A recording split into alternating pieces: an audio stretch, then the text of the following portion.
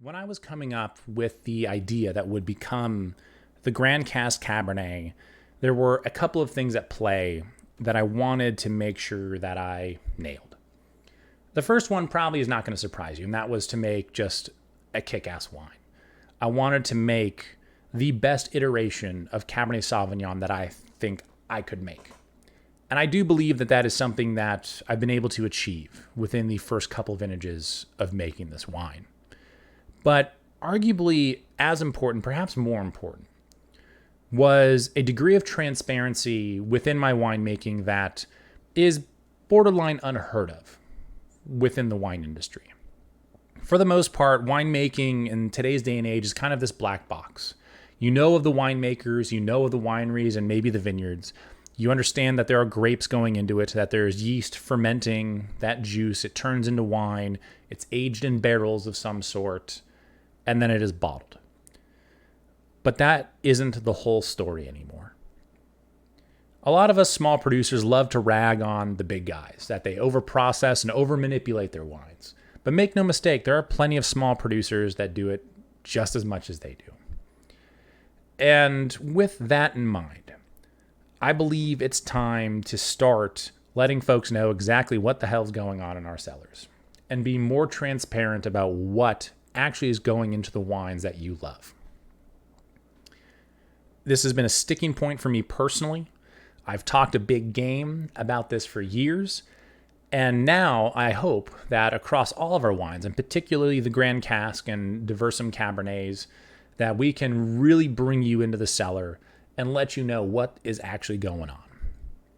And that's going to be providing probably too much information. It's going to be a large swath of details that wineries simply don't typically want to give out. For whatever reason, I couldn't tell you. It's not something that I'm scared of sharing. It's not something that I think is going to do any harm, because I believe that an educated consumer is a more powerful one.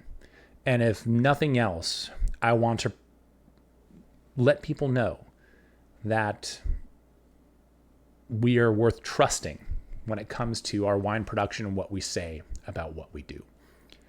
So with that in mind, we've been utilizing for years a third party, an independent lab here in the Napa Valley for all of our lab testing and results. So if there are any numbers that are involved, that's where that comes from. It's a lovely program. We have to run tests there anyway for alcohol concentration and all that good stuff, things that need to actually go onto our labels. There are a handful of other numbers like the total acidity and the pH of wine, also the sugar content of a wine that we can test for and provide that information.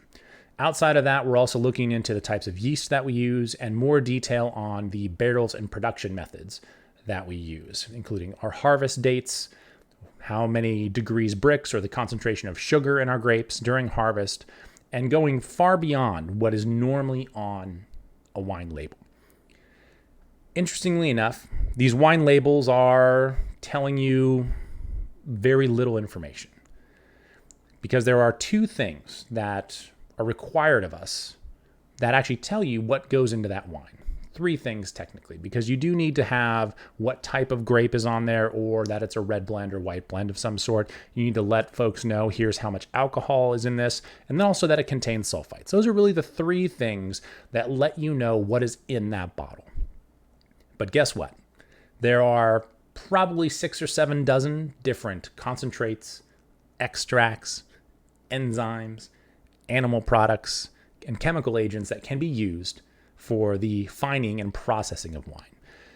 Within that, there are hundreds of iterations that can be utilized depending on what company you decide to buy them from. And wineries do not need to tell you any of that. They can keep that close to the chest and say, this is our such and such bottle of wine, please enjoy. That's all that they have to do. And quite frankly, I think that's bullshit. So, moving forward, for not just our Grand Cask, but for any of our wines that we produce, we're going to be giving you unprecedented access to what we do in the cellar to go from grape to bottle.